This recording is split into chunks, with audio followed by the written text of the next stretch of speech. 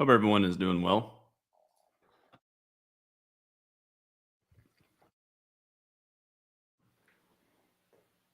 So let's start with the daily chart. On the daily chart, the market gapped down here on the open and we pretty much rallied. And when you look at this day, it's easy to look at this day and think that it was a strong bull trend day. But the reality is, when you look at the 5 minute chart, we were mostly in a trading range day. I thought on the open, I thought if we did fall below the low of yesterday, my thought was we would probably find buyers not far below. You can see we reached the August 29th low, this red line right here, and we bounced. With it being a micro channel over the past 4 trading days, I suspect we will bounce, but I suspect the upside is probably going to be limited. Typically, when you have a second leg trap, leg one, pullback, leg two, it's more common for the market to go sideways more than straight down or all the way down here. And even if we go down here, I suspect we'll be in a trading range. So as far as the next couple of days, we'll probably find profit taking by the bears. We sold off yesterday, rallied, sold off today on the open, and we rallied. So it's a micro double bottom on a smaller time frame. If we do bounce, we may form a lower high and go sideways. So big up, big down, probably big confusion and more sideways trading.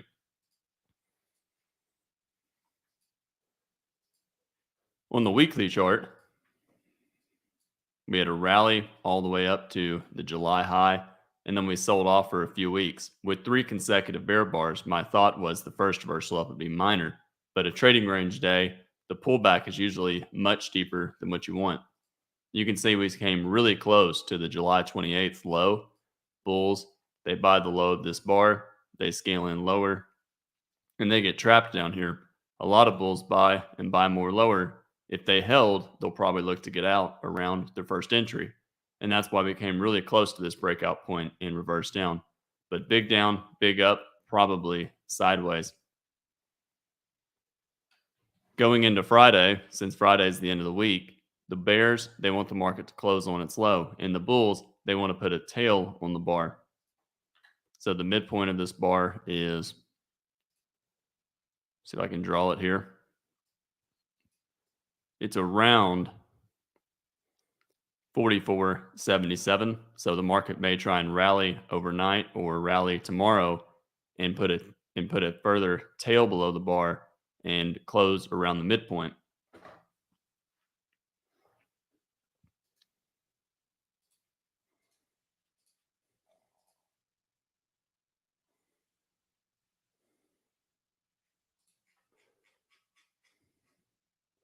So what are the chances that tomorrow gaps up? If I had to guess just right now, I think we're going to try and rally up to the midpoint of the week.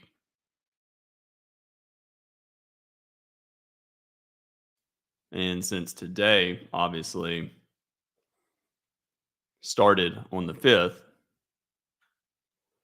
the midpoint of the week is right here.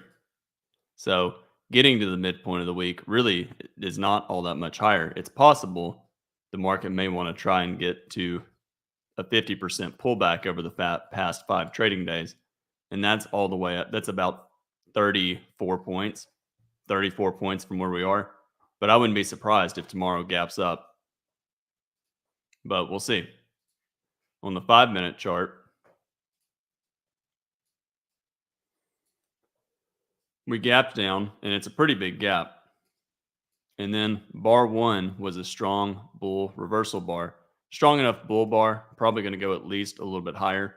And if you read the blogs or you've heard me enough, you've heard me talk about waiting for 6 to 12 bars on the open.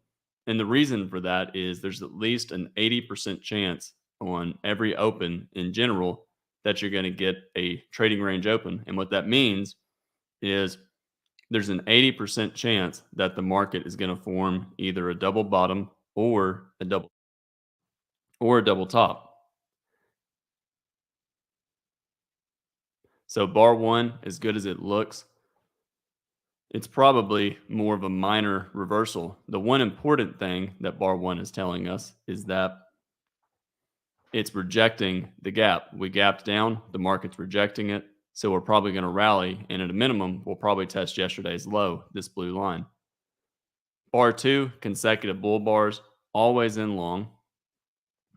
Probably going to go at least a little bit higher. But remember what I said, only 20% chance in general that the market forms a trend from the open. Why 20%? Because 80% of the time the market forms a trading range. And if this is going to be one of those 80% situations, we'll need at least a double bottom and a double top. So if you're buying above one, I think traders will be faster to get out. Bar three, three consecutive bull bars. We closed the gap below yesterday's 43.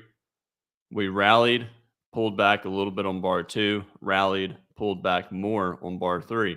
If four is an inside bar or a bear bar closing below its midpoint, it's reasonable for traders to get out, even though there's probably buyers below four scaling in lower, because 80% of the time the market forms a trading range on the open.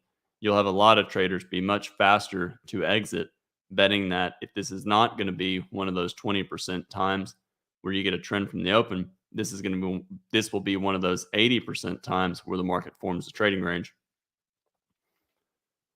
5, big bear bar. You can see the bulls that bought the 3 close were disappointed by 4, and they tried to get out at the high close on 5, but it didn't reach it, and it sold off on 5.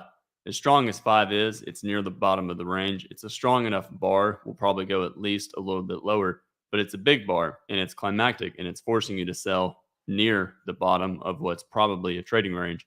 Look what happened at the open of the day. The market rallied pretty sharply. And if we get back to that price level, open of the day, low of bar one, we're probably going to try and rally again. Bar 6, bull bar, closed near its high, but a tail on 6. 5 is probably a big enough bar that we'll probably get at least a second leg down.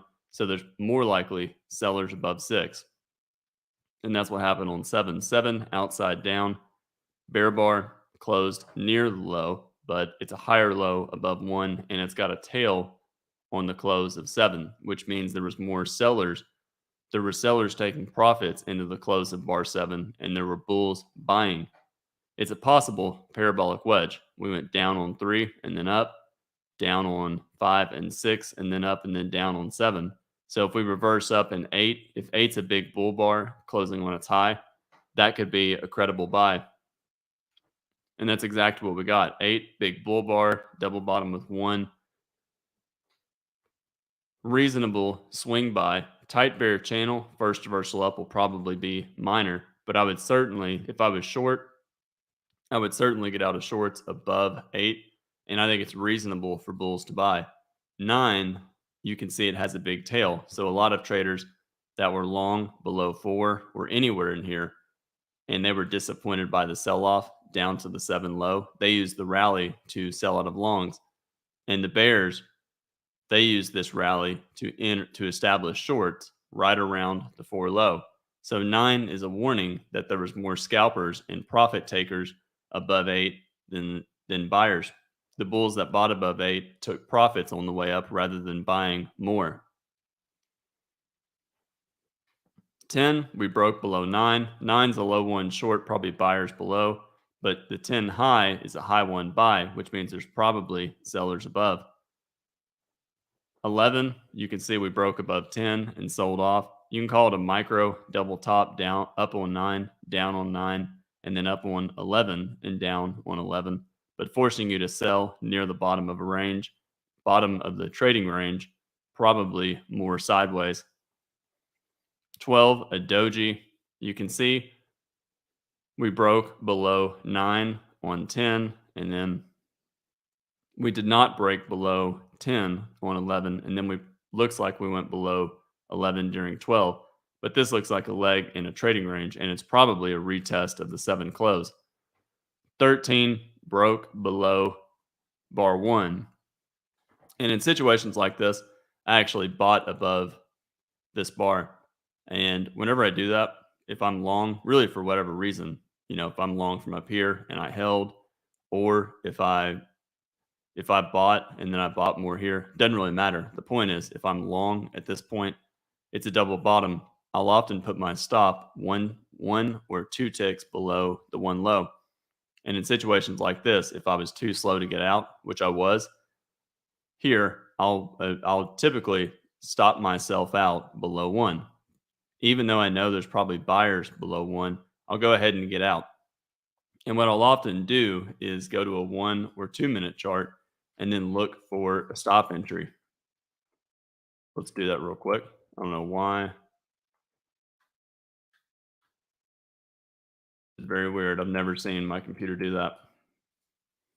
So, anyways, here's a 2 minute chart. And here is that bear breakout below the one low. And you can see what happened. We had a bull bar closing on its high. So, in situations, if I ever want to front run the market, I will often buy on a stop one tick above a 2 minute chart and put a stop one tick below, taking a chance that we rally up here.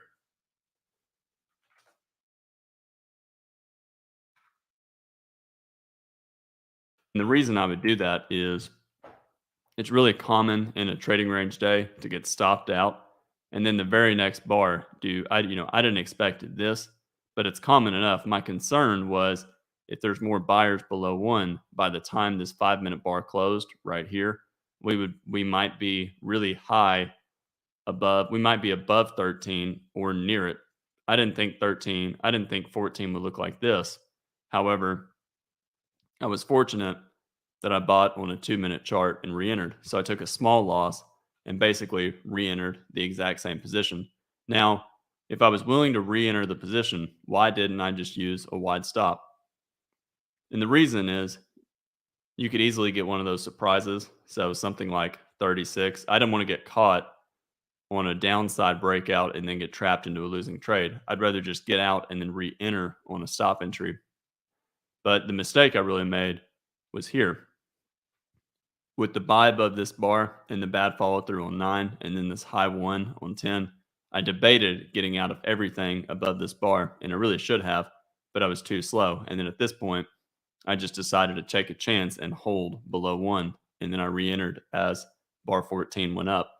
14, obviously a strong bull bar. When you look at that bar, you can see all the bears who sold are trapped. And the bulls are trapped out of a winning trade. You had bulls who got stopped out below one or were not long. And when 14 started to race up, they had to find a way to buy.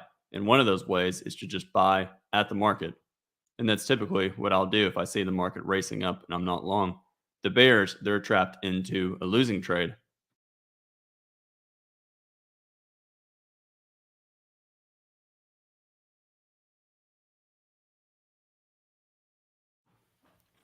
Anyways, the bears are trapped into a losing trade. So they will look to sell, they'll look to buy back their shorts at any price they can. 14, big enough bar, always in long, probably a buy the close bar, and we may get a measured move up to the opening range. It's a second failed breakout of yesterday's low. We tried to break above it here, sold off. We're trying to break back above it here. And at this point, I think it's reasonable to assume that 14 may be the low of the day. 15, strong bull bar, but a tail above the bar, so lowers the probability for the bulls. What about buying the close? Plenty of traders will. And if they bought the close of the bar, they might put a stop maybe a point or two below 15, betting that if the market falls below 15, it should not, it's no longer a breakout and it's a trading range. And at this point, bulls will hope on two possible targets: a measured move based on the neckline, the three high of the double bottom, the one low, and the 13 low, and then a measured move from the open of 14 to the close of 15. And you can see it takes us right around 44.66. 16, bear bar, close on the low of the bar. That is a warning that we may go sideways for some time. What about selling below 16? I would not. After 14 and 15, that's a major surprise, and major surprises typically get second legs. 16 is good for the Bears, but it needs more follow through. At a minimum, it needs probably 2 or 3 consecutive bear bars closing below their midpoints. 17, good bar for the Bears, but the Bears who sold below 16 have yet to make even 1 times the risk, which is down here. And when I see a bar like 17 after strong bull bars, 14 and 15, I always get a little bit suspicious for the Bears.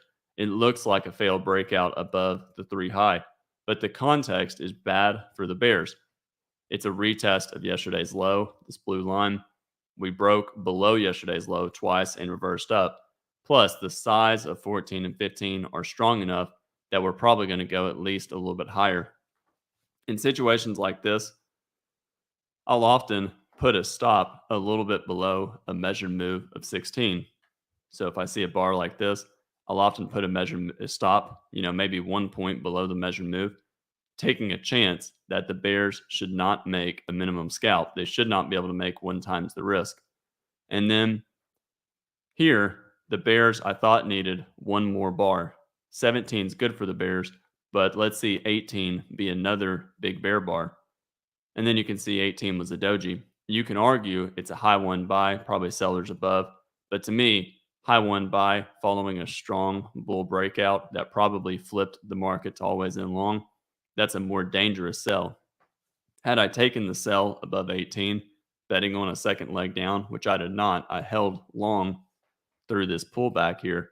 Had I taken the sell, I would get out on 19. 19 is a bull bar, and it's a strong entry bar following the 18 high one. Probably going to go at least a little bit higher. You'll have some traders who are disappointed they bought the 15 close. They bought on a stop 1 tick above 15 during 16, and they got trapped on the bad follow through 16 and 17. 18 weak entry bars. You'll have some traders selling above 18, scaling in higher. And that's why 19 looks the way it does. But what do you notice about 19? The high of 18 is 49 and a half. The low of 20 is 1975. So there's a 1 tick gap here. That's good for the bulls. Probably going to go at least a little bit higher. Some bulls, they'll buy the close of 20, taking a chance we break to the upside. And if it rallies and starts to pull back, they'll be pretty quick to exit. And that's what happened on 21.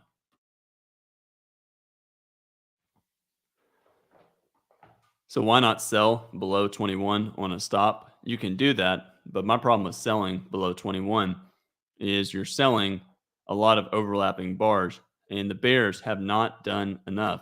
So I think the risk is still pretty great that we may channel up. This is just too strong, and it increases the odds of higher prices. 22 doji, you can see we triggered the sell below 21 and went above it. And then 23, a bear bar, but it failed to close below 22. The Bears, they're trying to trend and get lows at the low or below the low of the prior bar. 24, bear bar, but an inside bar. There might be more buyers below. What about exiting longs or exiting longs below the bar? Some traders will, but you're exiting longs in the middle of a tight trading range, so it's not ideal. However, if the bulls got out anywhere below 21 or below 24, 23, they have to buy again above a bull bar closing on its high.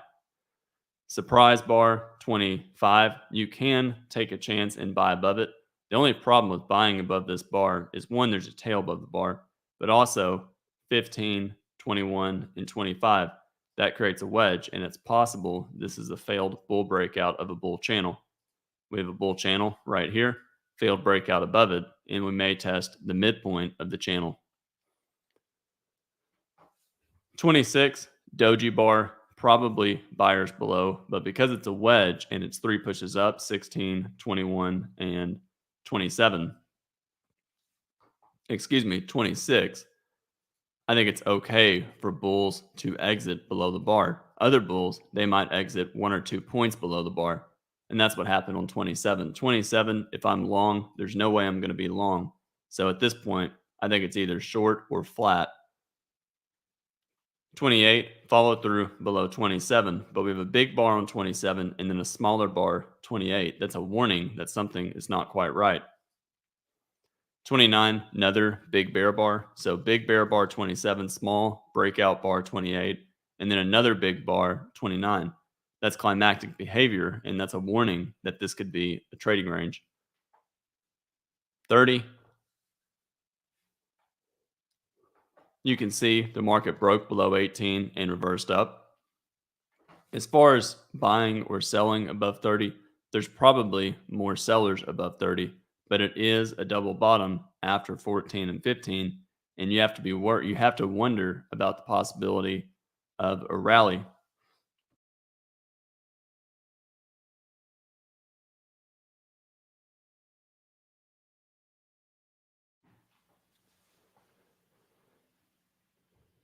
So what was I saying?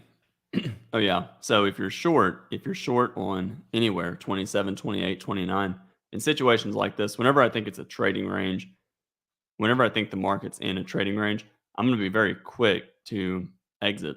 So at this point, I think a lot of traders, I think they can get out 1 or 2 points above any bar. So 1 or 2 points above 30 or above a bull bar closing on its high.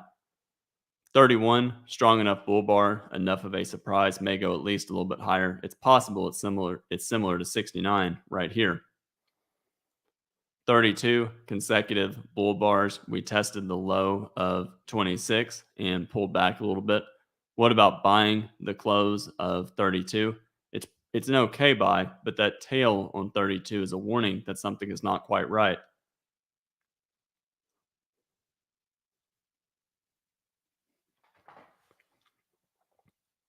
33, inside bar, probably going to go at least a little bit higher. For the bears, they'll see 33 as a pullback and a possible final flag.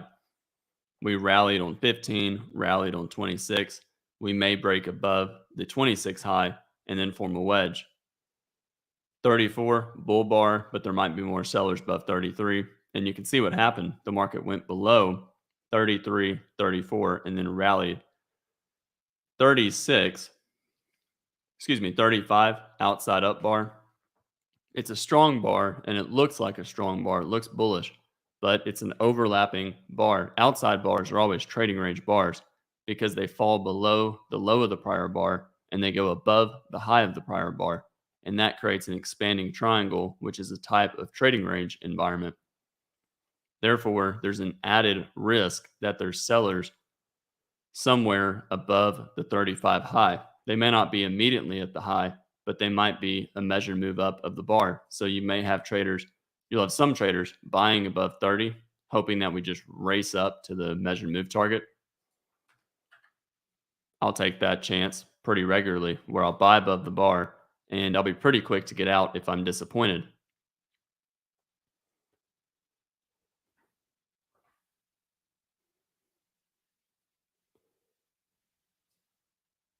So bulls, they can buy above the bar, but they know there might be bears selling around a measured move up. Now, why would they sell about a measured move up of the bar?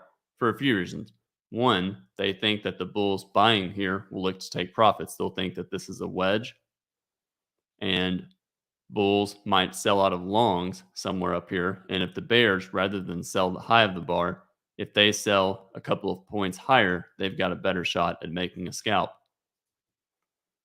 36 bull bar, but look at the bar. It's a 1 or 2 tick bull body. And obviously, bulls, if they bought above the high of this bar, let me see here. The market went 1 point above this bar, enough for the bulls to make a 1 point scalp buying above 35, but they couldn't even make a 2 point scalp. If you're a bull and you're buying above 35, 36 is not what you want to see. So 36 will entice some bulls to take profits. 37 bull bar, but we went above the high of 36, but we could not close above the high of 36. 38 bear bar closed below 37, but this is a possible third leg up. I've talked about that a lot in the trading room on Tuesday. You have to be always thinking about leg counting, wedges, double tops, double bottoms, and in general, here's an example. Whenever you're in a trading range day or a trading range market, and you look at the chart and you see two legs up, so let me get rid of some of these lines. So you see a leg one, pullback, leg two right here, and you're in an overall trading range environment. It's really dangerous to start buying and scaling in to longs. And in general, a good rule of thumb, whenever you have three legs up or three legs down, don't buy. So if you're long in here, traders are going to be really quick to get out. And the reason they're going to be quick to get out is because they know it's a possible wedge. One, two, and three. And if it is a wedge, we could plunge all the way down here. Plus, we already have selling pressure, 27, 28, 29. So for the bulls, I think it's okay to get out 1 or 2 points below any bar and one tick below any bear bar. So for the bulls, I think it's more than okay to get out below this bar. 39 consecutive bear bars, deep pullback. For the bulls, it's a bad high one buy, which means you may have some bears selling or selling above the bar. And then 40 did something interesting. You can see the close of this bar is 56 and a half, the close of this bar being bar 38. And then you can see the high of this bar, 56 and a half, which is bar 40. So you had some bulls who bought the close of this bar right here. They bought the close of the first bull bar ever since the low of 30. It was the first bull bar in 7 bars. Excuse me, it was the first bear bar in 7 bars. So they bought the close. They were disappointed by the follow through on 39. So a lot of those bulls, they bought the close of 38, they bought more lower, and they tried to get out at their original entry, the 38 close during 40. And that's why we sold off. The bears know that, so the bears tried to sell as well.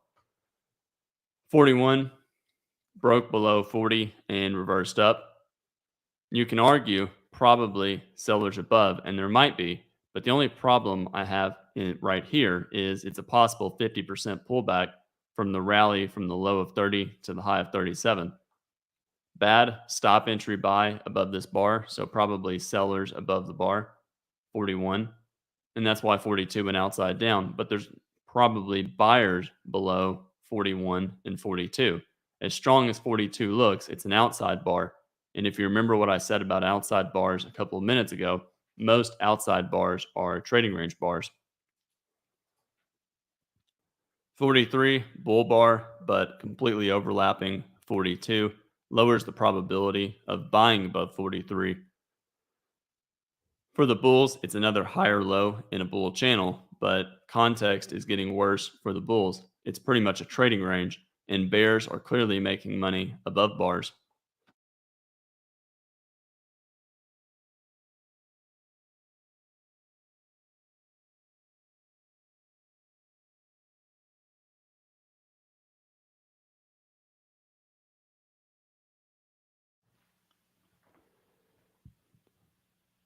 Forty-four, traders sold the close of 43 and we broke below 42 and 41, but found buyers. You're getting in the area where bears started to get trapped.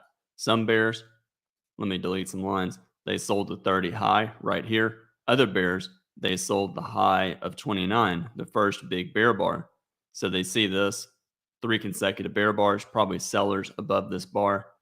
They sell it right here, and you can see they get trapped. The bears sold this high, they scaled in, and look what happened. The market never came back to this area. So, what do you think is going to happen when the market gets here, when the market retests the 29 high? You know, there's probably going to be buyers. And the high of this bar, bar 29, is 44.50.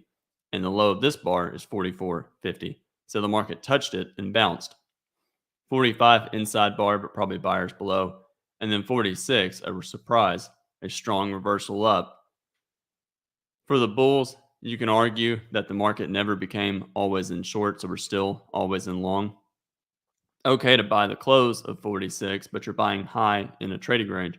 In situations like this, whenever I buy the close of a big bar like 46 in a trading range, the reason I'm buying is I'm hoping that the momentum is strong enough for a surprise, a breakout above 37 and a measured move up. And if the market starts to stall for too long, I'll be pretty quick to get out. And that's what I did on this bar. 48, 47, bad follow through, probably buyers below. But 47 is also telling traders that there were not a lot of buyers on the close of 46. So buyers below 47 and then 48, high one buy, but look to the left. High one buys are good when the market is in a strong trend. High one buys are terrible when the market's in a trading range. Here we had a high one buy on 18 following big bull bars 14 and 15, but still context was a trading range. And you can see this high one, it led to somewhat higher prices, but mostly sideways trading. Now we have a high one buy on 48 over here. So ask yourself, is the 48 high one, is that better context than the 8 bar 18 high one? You could argue maybe it is, but I would argue it's later in a trend. Therefore, 48 probably will have sellers above. 49 outside down, almost second entry short. You can see there are more sellers above 48. Sometimes I'll buy above 48 and put a stop below 48, and I'll give the market 20 seconds, 30 seconds. Basically, I'll give the market one chance to rally and race up quickly. And if it fails, I'll be really quick to get out. And that's what I did here. I don't remember if I got out for a one tick profit or one tick loss, but I do remember I got out basically break even on the trade. And what you have to remember about a lot of reversals and breakouts is they don't form in the first 10 seconds of the bar. There's 5 minutes to a 5 minute bar, which means there's 5 1 minute bars. So a lot of these bars, even if you sold the close of 29, you had quite a bit of time to get out. Trying to find another example. Even if you sold below 12, the market didn't just go below 12 and then immediately reverse up. It gave traders time to exit. I also sold below 49. 49 is a second entry sell at the top of a trading range. And whenever I'm taking a lot of aggressive stop entries, I'm hoping to catch a plunge. So I'm hoping to catch a bar like 27 or a bar like 14. And if I'm selling below this bar, what do you think I want the follow through to look like? I want it to be a big bear bar. So I want the bear bar to break far below the moving average. I want traders to get trapped. I want the bulls who buy below 49 and scale in lower, I want them to suffer. So if you bought the low of 26 and the market starts going down, that's what I want to see. I want to see bears, the opposite of over here, bears selling the high of 13 and they just get killed. That's what you want to see if you're a stop order trader. And then you can see right here on 50, the market broke below 49 and reversed up. But we had a lot of sideways trading. And I don't remember when exactly. I may have waited. I think I held short. And then when this bar closed, I got out with a 1 or 2 tick profit as this bar went down. But, anyways, the point with me bringing that up is 50 is actually disappointing follow through for the bears. It failed to break below the moving average. It's a weak bar. A lot of traders, when they have bad follow through, they'll be really quick to get out. It's kind of like the opposite over here. Bears start selling 39, selling 40, and then they see 41 and they say, "Dang, this is not going to lead to that strong bear breakout I was hoping for. I'll stay short above 41 and then get out around the lows." 51 bull bar, you can call it. It's a bad buy above the bar, so probably sellers above 50, sellers above 49, but you're in a trading range, and we're probably going to continue to go sideways. The bulls, they still want the upside breakout and the test of the measured move targets up here. 52, doji, but look at the bar. It's a pretty weak looking bear bar with a tail below 52. The body of the bar it's 2 ticks, and the range of the bar is around 3 points. So that's a pretty weak bear bar to sell below. And also, You had bears selling below 49 and they're disappointed with 50 and 51. So what do you think those bears are going to do on 52? You know those bears are going to buy back shorts. 53, bull bar, micro channel since 51. Still low probability buy above, low probability sell below. 54, doji, double top with 49, but a bad stop entry short below, so probably buyers below. And then 55 broke above 49, and it's testing the high of 37. What about buying the close of 55, betting on an upside breakout? You can do that, but you're buying high in an overall trading range day. And this is a channel with quite a bit of selling pressure, bears making money below bars. And because of that, the odds are this will transition more into a trading range. Channels typically evolve into trading ranges, and you can see we broke above it right here. And then look what happened on 56. In situations like 56, if I'm long, I'm definitely I'm selling out of longs for sure if I see 56. And I'll often look to sell around the close of this bar and put a stop up here, betting that we reverse down. 57 bear bar, weak follow through, could not close below 56. Probably going to go at least a little bit lower. Possible wedge, 40, 48, and 55, and a double top with 37 right here. A failed breakout of a double top. So we may test all the way down here. And at a minimum, we may try and test the bottom of this trend line. I'm going to go ahead and delete it. 58, bear bar, inside bar. It's a low one, but probably sellers below. There might be buyers below for at least, and the market pulls back to the midpoint of this bar.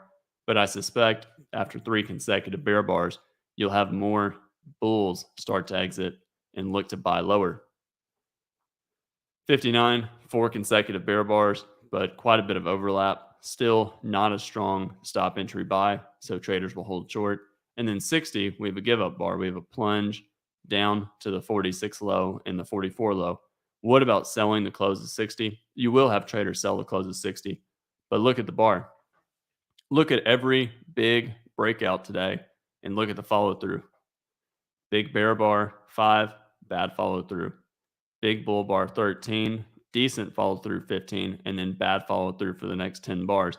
Big bull bar, reversed. Big bear bar, small bar, a little bit of follow through, and then a reversal. Bull bar, some follow through, and then sideways. Big bull bar, sideways. Big bear bar, near the bottom of a trading range. You know you're probably going to get a lot of sideways trading. 61, bear bar, but a doji, probably buyers not far below 61, scaling in lower. You have a micro channel since 55. And that's a sign of strong selling.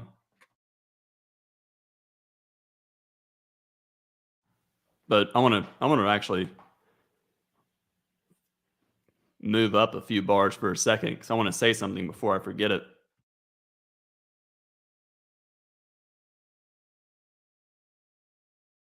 Whenever you have a micro channel that's fairly climactic, and I would call the micro channel from 55 down to 62 fairly climactic, especially when you're in a trading range. I was short. I got pretty lucky. I sold and then added on once or twice. And I ended up taking part off, I think below 44. I took half off. And then the remainder, sometimes if I'm in a swing trading mood or mode, what I'll do is I'll trail a stop. I'll put a stop maybe 1 point above every bar, 1 or 2 points. And then when 63 started to rally and there's about 30 seconds left in the bar, I went ahead and just hit close the trade. The reason I'm bringing that up is a lot of times if I'm selling a micro channel in an overall trading range environment, I'm going to be really quick to get out. And this is a fairly common situation where you get a lot of bear bars making the market climactic, just like you had a lot of bull bars here making the market climactic. And you have a micro channel. That's a pretty common recipe for the market to reverse. Whenever you have a sell off that doesn't allow traders to scale in above bars, it usually limits how far it can go. Let me see if I can find an example. And that happens pretty regularly in a trading range. Here's an example. So a micro channel with lots of big bear bars. 1, 2, 3, 4, 5, 6, 7, 8, 9, 10 bar micro channel. And if you tried to sell above a bar anywhere in here, you never got filled. And you were forced to basically you're forced to sell low. Look right here. 1, 2, 3, 4, 5, 6, 7, 8, 9 bull micro channel. You had no opportunity to buy below a bar. And whenever that happens and you think the market's in a trading range, it's really dangerous because if the market, what will often happen is the market will fall below 21 by 1 or 2 points, and then it can quickly fail. So it'll fall a couple of points below, and then you have the buy the close traders get out. Same thing here. When you get a micro channel lasting a number of bars, it lowers the probability. So for me, in situations like this, when a micro channel gets extended, I often just get out my default is I'll get out 1 or 2 points above a bar. That's why stop entries are really important to learn how to trade. Because if you can trade with stop entries, you get you will be able to get the ability. Where I'm getting at is it's really important to know how to be able to exit and re-enter. So for example, if I'm selling, let's say I sold the close anywhere and I get out above a bull bar here, and maybe I sell below 9 or I don't sell below 9, and let's say I buy above 10, it's important to be able to recognize which stop entries make sense. In situations like this, I think that we're forming a bottom. I might buy above 10 and be really quick to get out. And I probably will not sell below 12 due to the possibility of a trading range. Same thing here. And then if I did sell and I get a bull bar, I'll get out and then I'll start looking to buy. But anyways, that's always in trading. And I am going to talk a lot more about always in trading in the future. And I really want to make some PowerPoint slides over always in and maybe host a presentation on the YouTube channel. But anyways, let me go back to where we were. So for the bears, I think they get out above any bar at this point. It's a double bottom with 30, 2 legs down with 62. For the bulls, some bulls will buy above 63, betting that 63 is enough of a surprise. We'll probably get at least a small second leg up. I'll do that sometimes. I'll buy above 63, taking a chance that any low one that forms will be disappointing. That's kind of like what happened here. 31, such a big bar. Who's going to buy? Who's going to sell the first reversal down? Virtually nobody. And that's why 32 looks the way it does. 63, same thing. And then 64, good follow through. Other times, instead of buying the close of 63, I'll wait for follow through on 64. 64, strong enough reversal up that we will probably go at least a little bit higher, and we're probably back to always in long. So probably buy the close 64, buy the close 65, 66. The problem here is you're getting into the area where the bulls got trapped. So the bulls bought below, let's say, a bull bar, even though it's a wedge and it's a nested wedge. So remember what I said? Maybe first, second, third leg, or maybe this is the first, this is the second, this is the third leg.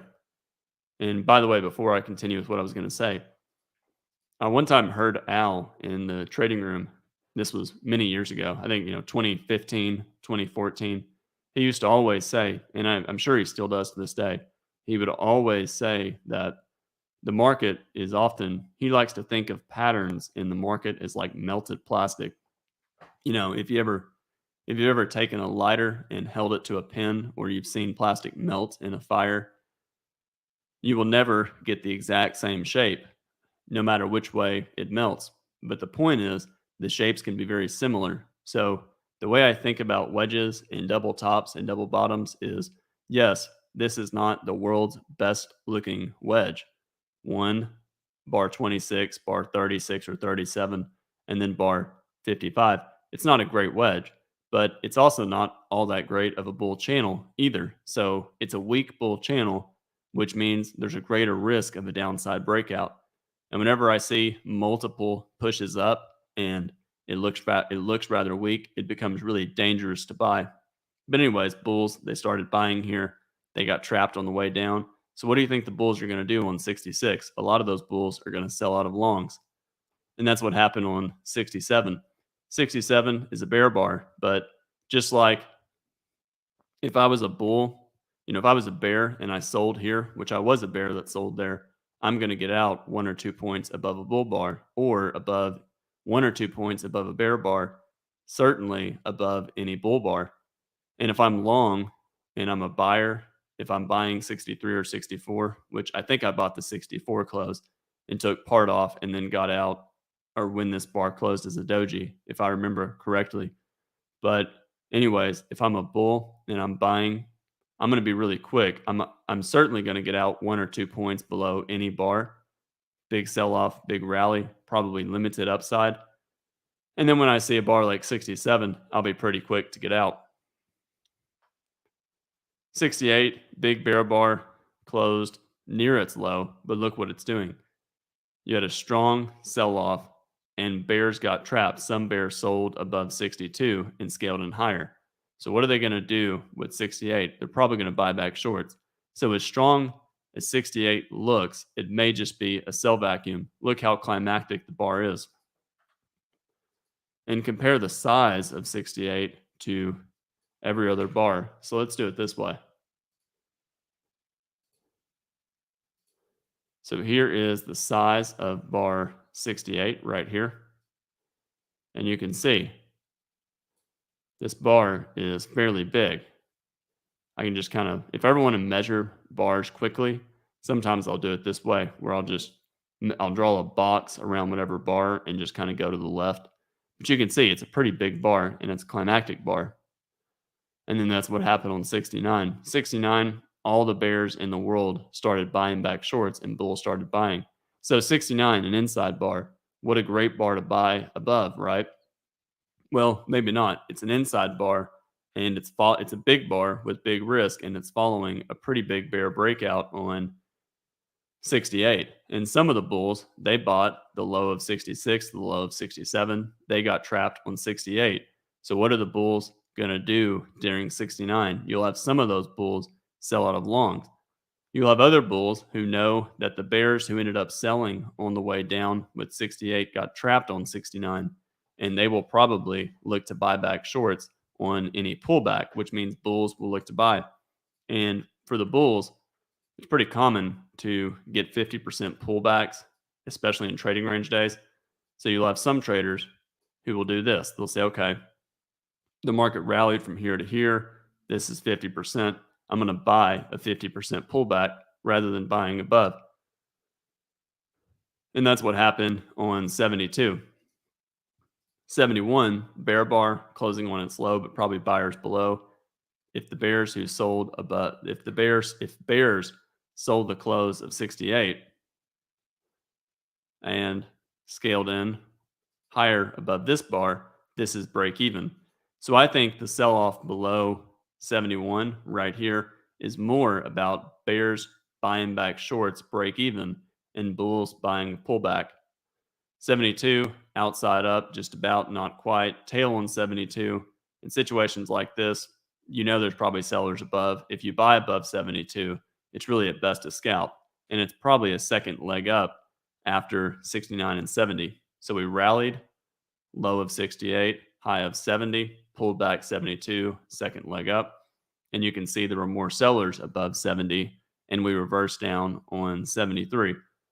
For the bears, it's a second entry short and a double top with 66 below 73. You can take the trade for a sell. Some traders will. Decent follow through 74, but a possible double bottom with 72. And then that's what happened. 75, we broke to the upside.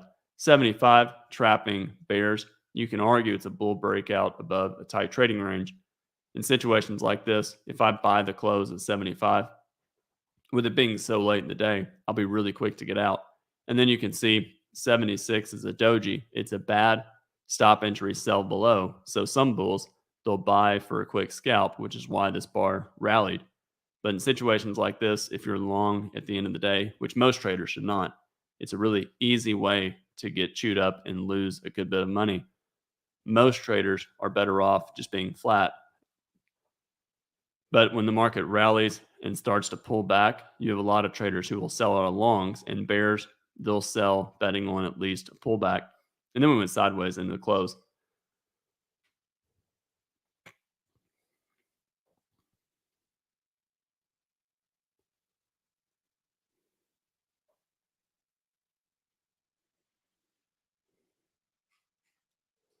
For always in, I thought it was okay to buy above 1 or 2, but remember what I said about 80%, the 80% rule on the open.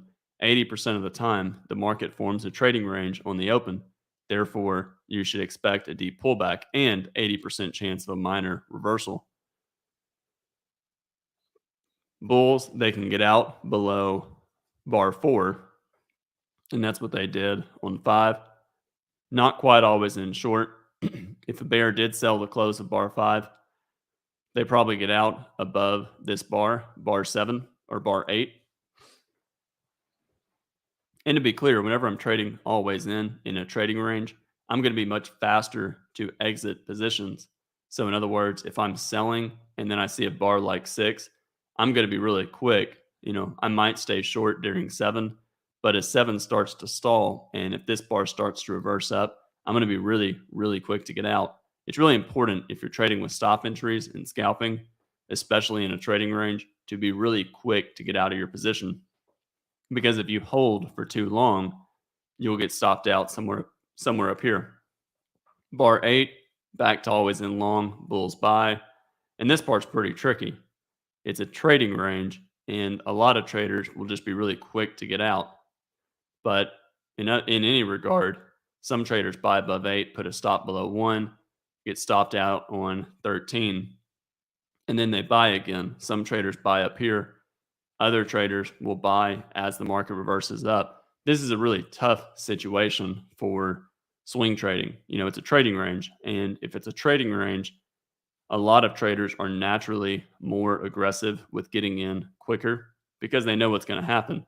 The market might trigger and fall below obvious support and then quickly reverse up.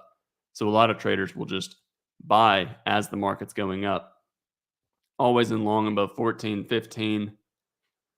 Some traders get out below 16. It's not crazy. It's not terrible to get out below 16. Other traders will hold, betting that the bears will not get 2 or 3 bear bars.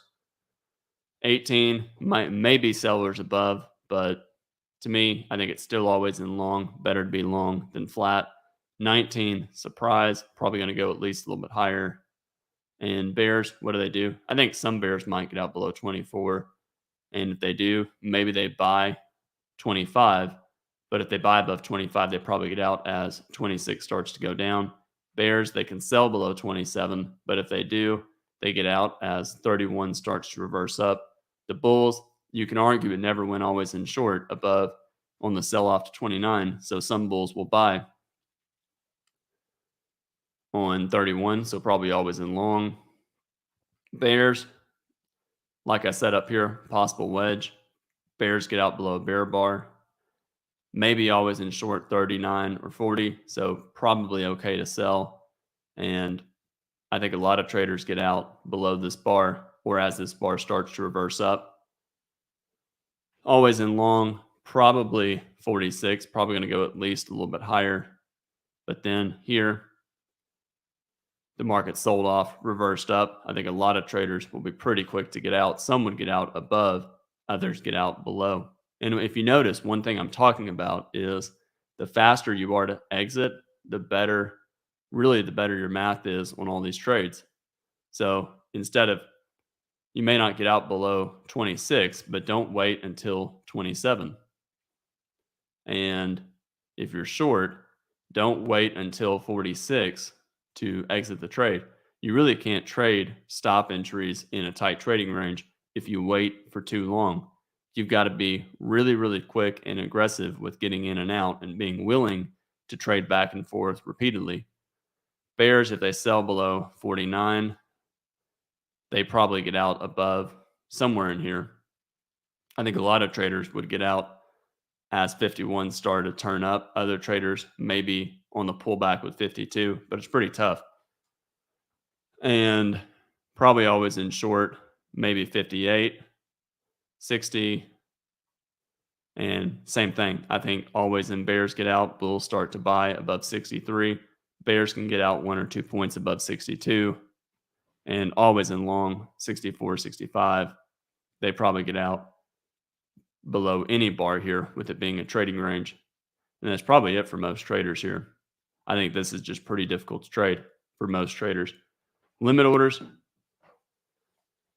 probably buyers below 6 and sellers at the retest of the 4 low right here.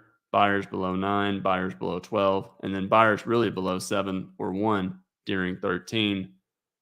Probably buyers below 16 or maybe 2 or 3 points below 16. Sellers above 18, but after 14 and 15, I think it's really dangerous to sell above 18. Probably buyers below 22 or 23, and then buyers below 34, and then probably sellers above 26 during 36 or 37. Sellers above 43, but then buyers below 42 or 43. Excuse me, sellers above 41, this doji. Buyers below 42 or 43. Buyers probably below 45. Buyers probably below 47, but high in a trading range after bulls are disappointed. Not ideal. And here, pretty tough. Buyers probably below 73 or 70, 50% pullback. I discussed that. And that's probably it for limit orders. Buy the close, sell the close. I thought probably buy the close. Let me move this over a little bit. I thought probably buy the close on 2, sell the close 5, but you have to be really quick because you're entering in the middle of a trading range. The better buy the close is 14 or 15. Better if you can scale in. Buy the close 31, 32 for a scalp. Buy the close or sell the close probably 58, 59, even 60. But it's a climactic bar, low in a range. Probably buy the close 64, 65, but you have to be really quick to get out. And that's probably it for buy the close, sell the close. Let me take a look at questions.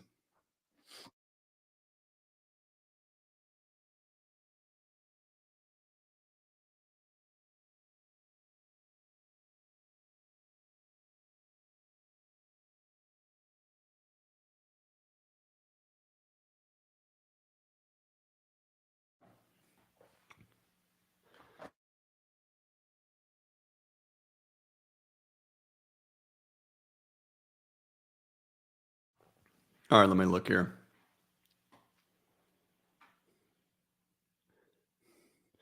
Someone asked, please make a video about always in. Like I said, I do plan on making some videos about always in, and I'm hoping to do that pretty soon.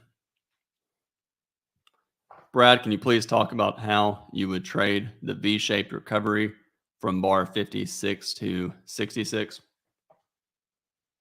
Yeah, so I'm assuming what you're asking is how would you trade this right here? So for me, I agree with Al. If you've listened to Al long enough, you have heard him say that V bottoms really don't exist. And there's a lot of truth to that because if you look at smaller time frames, you will see a V bottom is just a failed breakout on a higher time frame. So it's a sell off in a rally. It's just a tail.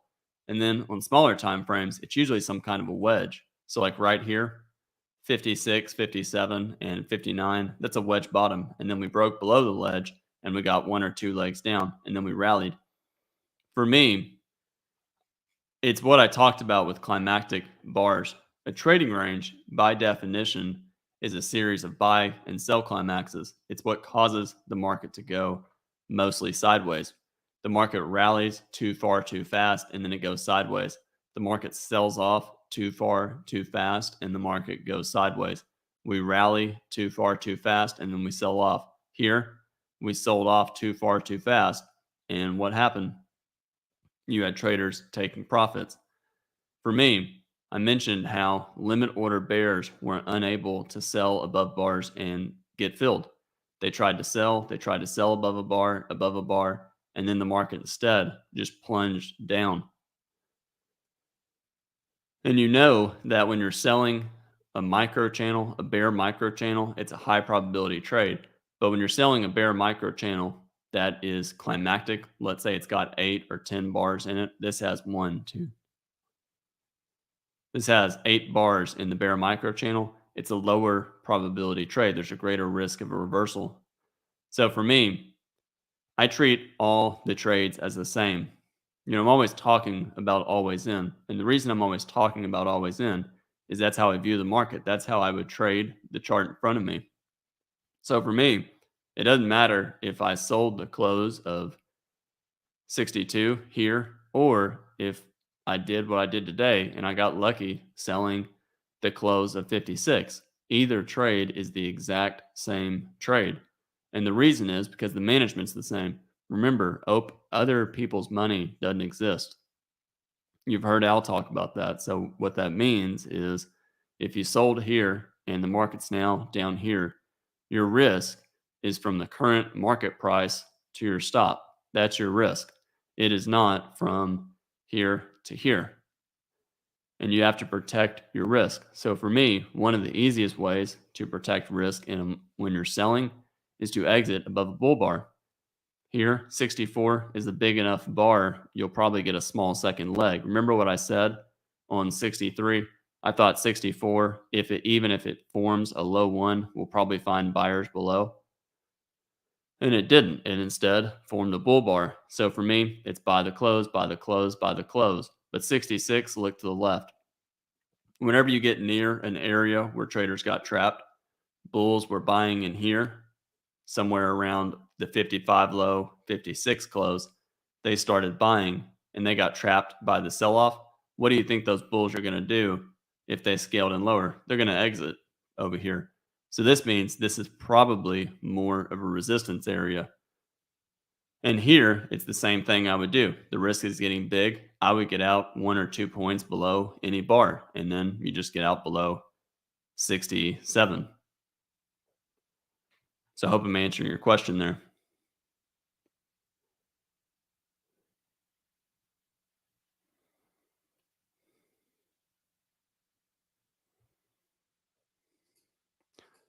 Someone commented about Tesla.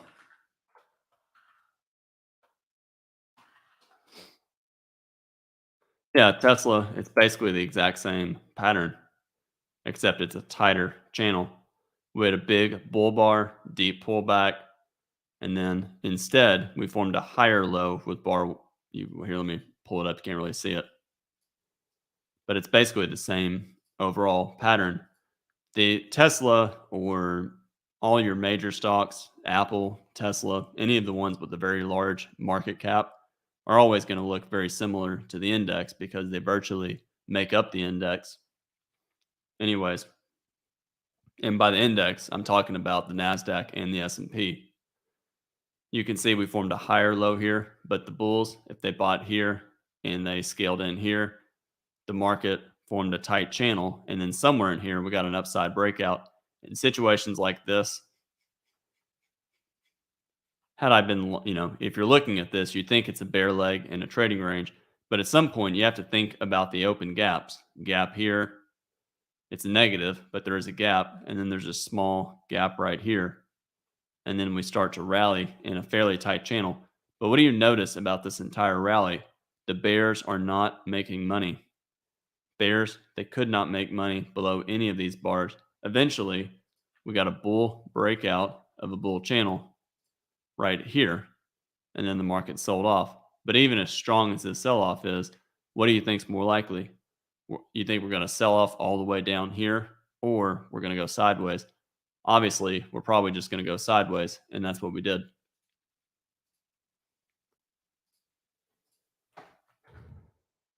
And take a look at some more questions. Question: can I just trade looking at a 5-minute chart bar by bar marking levels and not looking at daily, weekly, and monthly charts. These charts need experience to understand deeply. Most traders should look at one time frame, kind of like what I just did with Tesla. I have I have sort of an idea of what the weekly chart of Tesla looks like just because I've looked at it in the past couple of weeks, but I really don't remember what the daily chart looks like other than I can imagine it looks similar to the daily chart of the S&P. But most traders, when I'm trading, I have this chart pulled up just because I use it to write all the morning blogs. I've got a daily chart of the euro dollar. I'll click on, take a screenshot of it. I've got this workspace, and when I'm writing the blogs, I will click on the daily chart. Obviously, I'll think about the daily chart for a little bit, and then I'll write the pre-market. I'll go over here. I'll look at the Globex 60-minute chart and, kind of think about what's going on the 60-minute chart here. But for the most part, at least for the ES, for one, since I'm pretty much writing a blog every day, it's easy for me at this point to kind of remember what's going on with the daily chart, weekly chart, and higher time frames. But when I'm actually trading, I have one chart. I have a chart in front of me and then a matrix. So I'm not thinking about all the other things. If I'm looking at gold or crude oil, I'm just looking at the chart in front of me.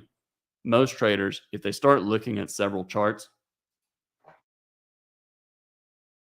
they will get something called analysis paralysis. You'll be paralyzed with all the information and you won't make any good decisions. So for me, when I'm looking at this chart, it's great to understand that here's the low of yesterday and its support, but there's several other reasons. We had a big gap down. There's all sorts of things going on. The most important is the chart in front of you. So most traders, I would just look at this chart. And the other thing I would add is the longer you trade, the easier it becomes to better remember things. You start to gain the ability to remember things that happened last week, or maybe something interesting happened yesterday, or some pattern happened. Your memory of things just begins to expand. Okay, question.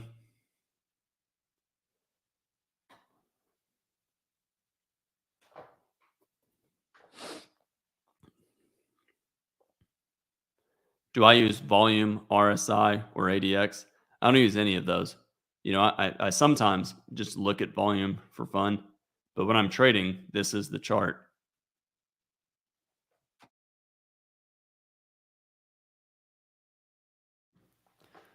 Question. My stop for my longs was hit under bar 13.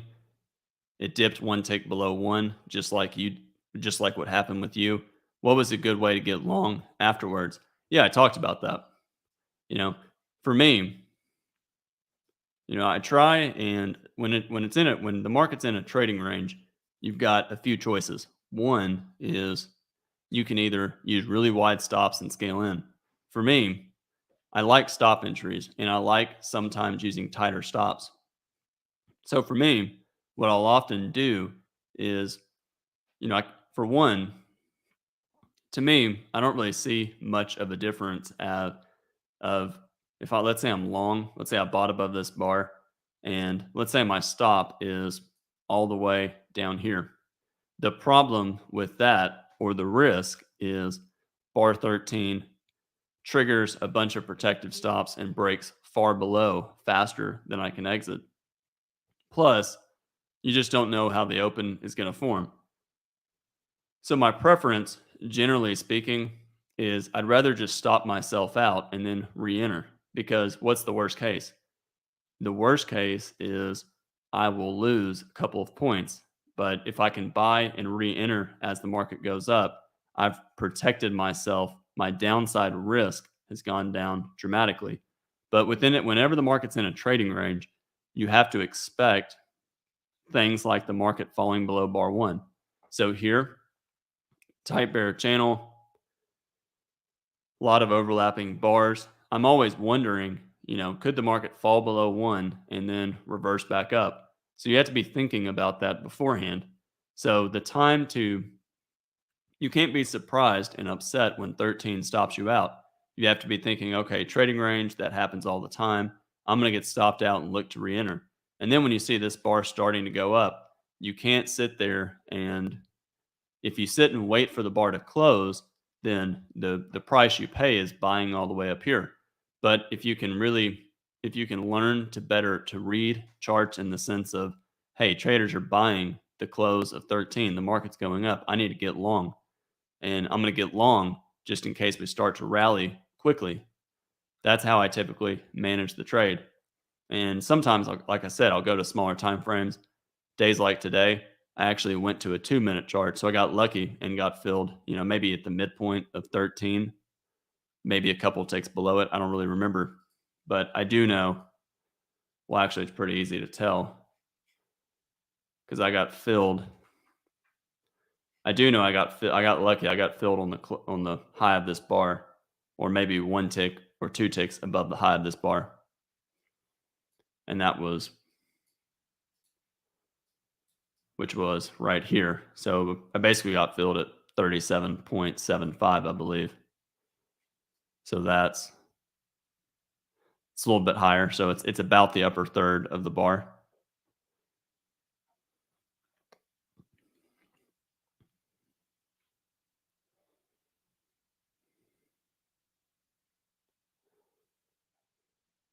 Where's the stop loss for the buy the close bulls who bought the close at bar one? I bought above. I did buy above bar one, and for me, I just put a stop below the bar.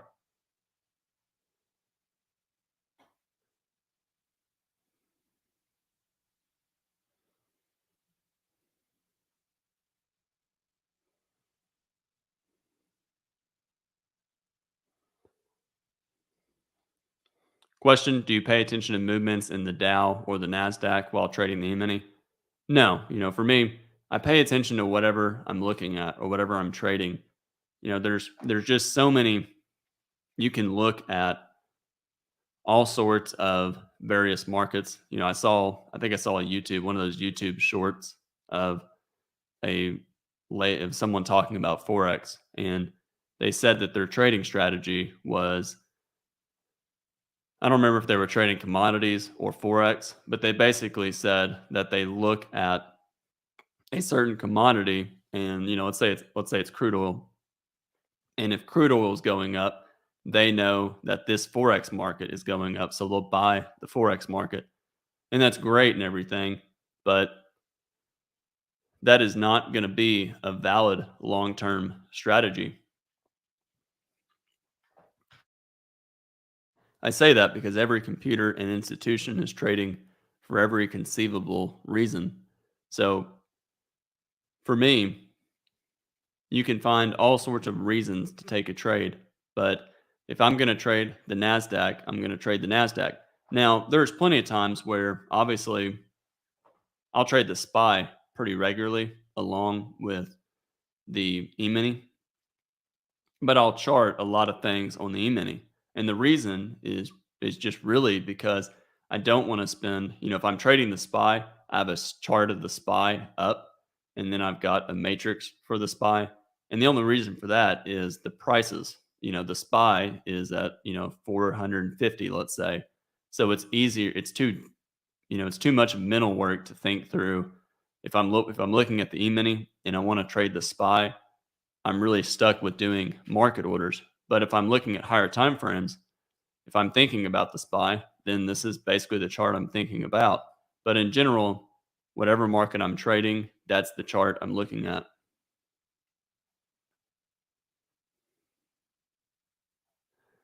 Question. So when can you really take a trade? Because every turn today looks not profitable, to be honest. It's an interesting, this actually brings up a very interesting discussion. And they're right with what they're saying. They're basically saying, hey, every trade looks like it failed. And that's true to that. You look at a bar like 16, and everybody would conclude that if you sold below 16, you lost money because six the market went above 16. The high of 16 is 53.5. and the market went to 53.75. So 16, selling below 16 lost money. However, what if you sold below 16 and you got out at the close of 18, betting that the bears are going to be disappointed and the bulls are going to buy? You would have avoided a loss. If you sold below 21, if you sold below 21, you could have avoided a loss. Here, if you sold, what if you sold the close of 29 and then you're disappointed on 30? Well, look what 31 did.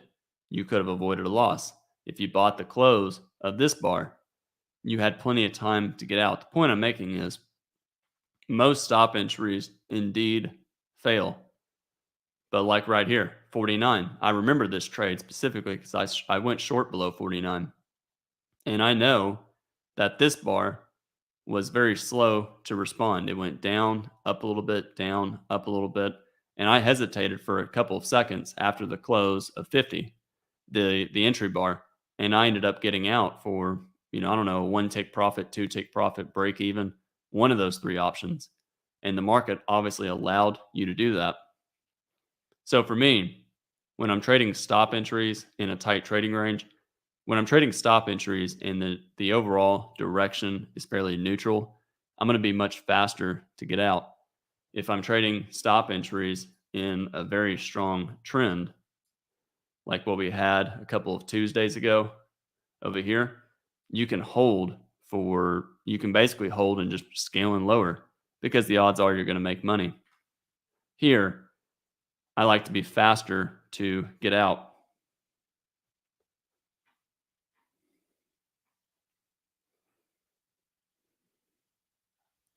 Question: when you scalp, let me repeat this. Question: when you scalp, are you comfortable using only 5-minute candles or do you use lower time frames in conjunction with a 5-minute chart? If so, which lower time frame for scalping do you use?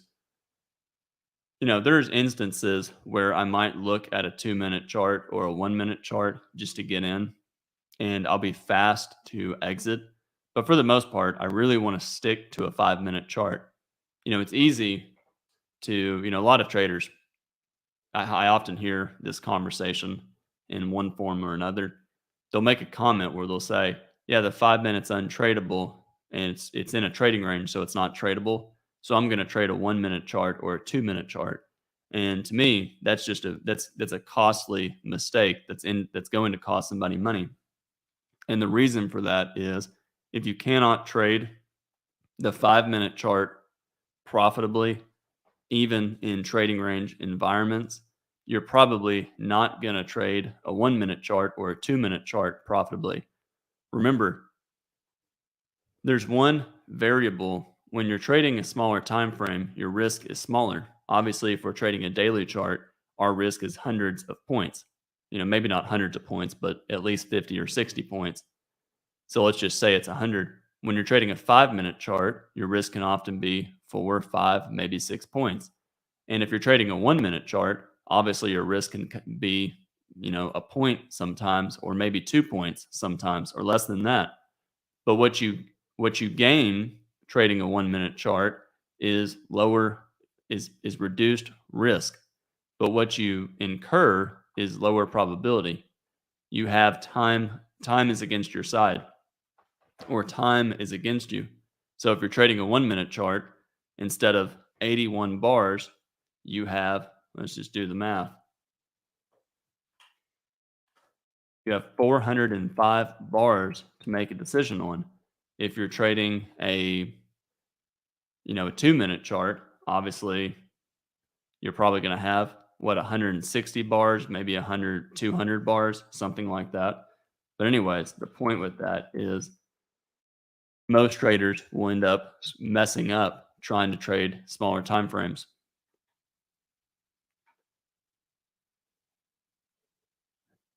I do not. Someone asked, do I write about the daily and weekly charts? I don't, but there's other traders on the website that do.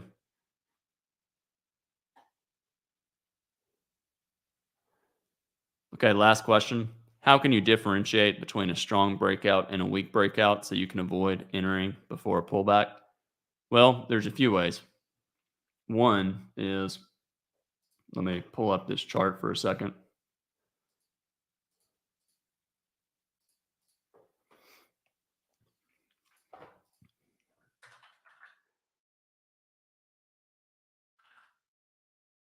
Pulling up a PowerPoint slide that I want to show.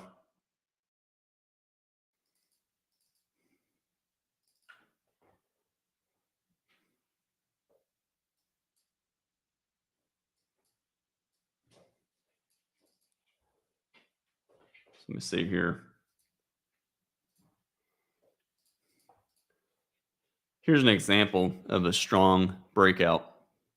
So I'm going to remove the question because it's in the way, but how do you differentiate between strong breakouts and weak breakouts? For me, it's who's trapped on the trade. A breakout traps limit order traders, and the stronger the breakout, the more limit order traders are trapped. If it's a bear breakout and it's really strong, you'll have limit order bulls trapped into a losing trade and limit order bears trapped out of a winning trade. So if traders are, let's say you're a bull and you started buying on the way down, you're getting squeezed into a bad trade. And if you're a bear, if you're selling, trying to scale in higher, you're not able to get filled. That's an example of a really strong breakout. Here's an example of a weak breakout. The market's rallying, but limit order bears and limit order bulls are making money selling above bars or buying below bars. So that is in general how I view it. Here, this is an example of a fairly strong breakout. It's trapping limit order traders that are buying below bars, and it's trapping limit order bears that are trying to sell above bars. Okay, so that's all the time I have for today. But tomorrow, I think tomorrow has a chance to gap up. But I suspect if we do gap up, we'll probably form a trading range day. If the bulls are lucky, maybe they'll get a strong bull reversal bar. But who knows? We'll see. All right. Hope everyone has a good rest of their day.